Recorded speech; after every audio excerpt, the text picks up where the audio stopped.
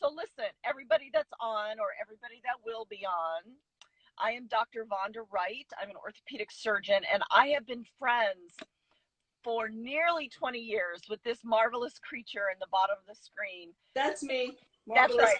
creature. That's right. K. Marie MD.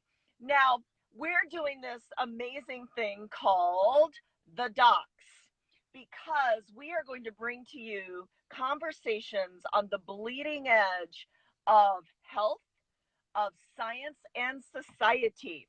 But I have to tell you a story about K. Marie MD.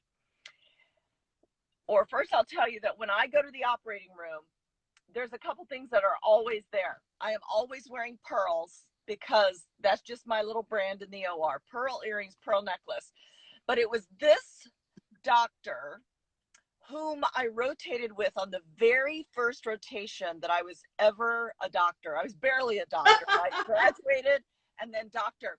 And she was my senior at this time.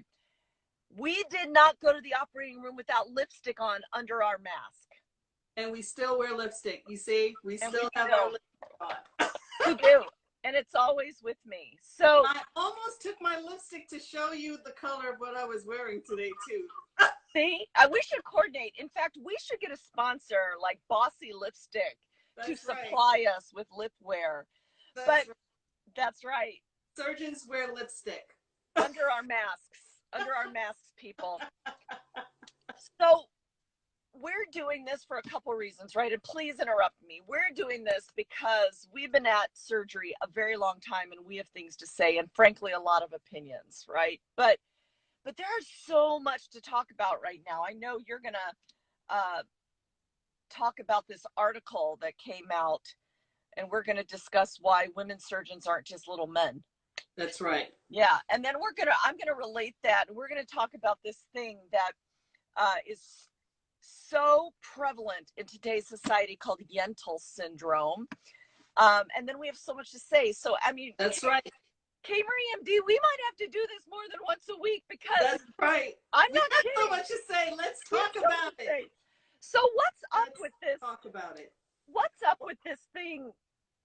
Female surgeons are not just little men. Whoever thought we were anyway? You know, I remember being in training. If you remember the women who really ushered in femaledom into surgery, they had to dress like men. They had to wear their hair back and look like men, unsmiling, unflattering, no makeup, no jewelry. And we kind of grew up seeing that, and we rejected that notion that we're not men. We are all women. We're feminine. We have feminine powers. We have feminine intellect. It's absurd to lose sight of the power that we have as women and try to be men. But you know what happened? And I think this was, for me at least, I don't remember you ever being this way, but for me, I was a little afraid sometimes to come fully woman to work, meaning I really stopped dressing for work. I stopped doing my hair. I stopped on most days getting dolled up because I got to tell you, I did not want to be talked to all the time about how good I looked. I wanted to be talked to about my brain. That's right. I mean, I even correct my 80-year-old dad now because he's so complimentary. You know my dad. You love my dad. And I say, Dad, once in a while you have to tell me I'm smart, not just good looking, right? Right. Whatever. But we're good looking and we're smart. But guess what? I don't let anyone get away with commenting on my looks, including patients. Oh, how do you shut that down? I shut it down right away. I said, do you tell your male doctors how good looking they look? I really just say it. Do you really? Absolutely. It's okay to say, I like your attire. It's okay to say, oh, I love those shoes. But don't you comment on my looks in the middle of a consultation. It's disrespectful and it's rude. Sometimes I say, but what's important to you is my brain. That's right. That's right. I say that to them. So I thought that article was really interesting that somebody had written about how women have adapted who they are to fit into this world. But what's also interesting to me is the studies coming out of Harvard that show for many patients, female surgeons are actually better doctors. Well, I think, we're socialized in a different way. We're socialized to listen carefully. We're socialized to hear people's needs and attend to them. And so those are natural skill sets that we grow up, that nurturing component of women, we're kind of taught that from an early age. So then it's easily transferred into how we do medicine. Even my crotchety old men want a woman doctor because after they leave, they felt like we have listened and heard about their problems. Yeah. No, and I think it's true. And now that I don't know if people listening realize this, but 50% of all medical students now are women, right? So we're on a very turning point. When you and I were there, it was much less than that. And certainly as surgeons, I don't know how much it is. And, you're a hepatobiliary surgeon, and I'm an orthopedic. And in orthopedics, we have 6% women. Well, in general surgery, it's around 20 to 25%, depending on where you are. And in the specialties, a lot less.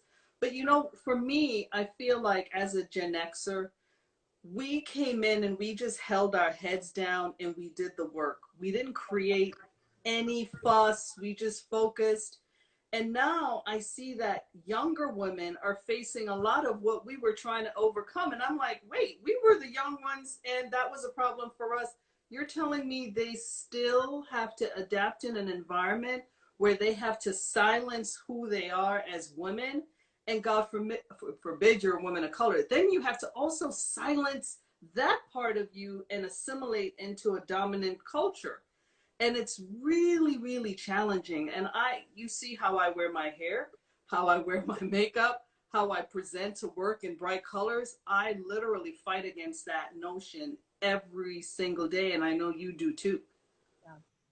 Well, and you know what? I'm a little war weary. I really am a little weary from rolling this boulder up the mountain. But I do have to say, for anybody listening or listening in the future, thinking, "Oh my gosh, I thought I wanted to be a surgeon, or I thought medicine was changing."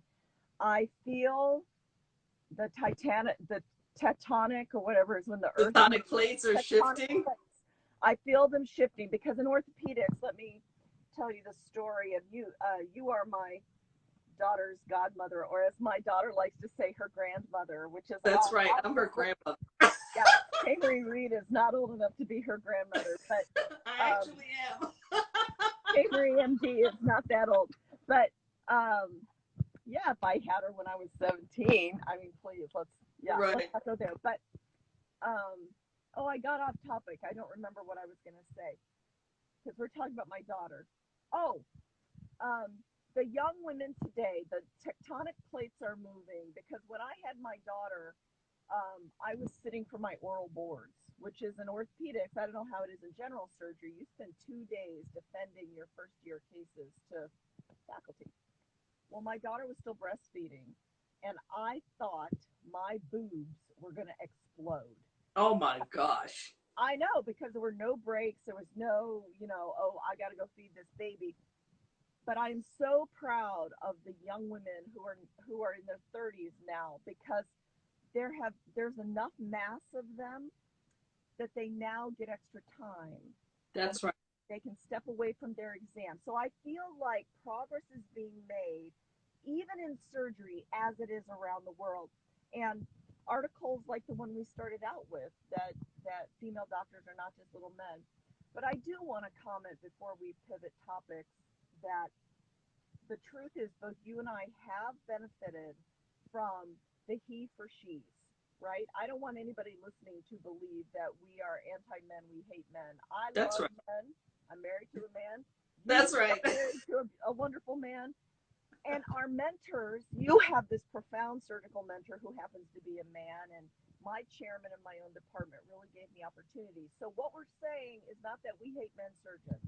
What we're saying is that we are not going to lie to our daughters, right? Right. Marie, MD, we are not lying to the women coming after us who have been told they can do anything, which they can. But they can not only do anything, they can do it at the same pay rate, they can do it with the same opportunities. they can do it for the same time period. Right. That's what we're pushing for, because That's we're right. not going to have And that equity in pay is a big deal because, you know, I was talking to Elka one day and we were talking about how men move in the workplace to make sure that they get advancements. They threaten to leave. They get other jobs that need to be renegotiated. They negotiate on, you know, advances when they join a practice. Women rarely and hardly do that, and we accept whatever is offered to us. We don't even counter. And so it's really challenging, and this is why we end up getting, you know, not equal pay, because we're not accustomed to fighting for what we know we deserve. right. And when in future episodes, I think we should discuss how to negotiate, Yeah, how not to be afraid to ask, because both you and absolutely. I have asked and we've put our hats in the ring. So I think we should teach people that in the future.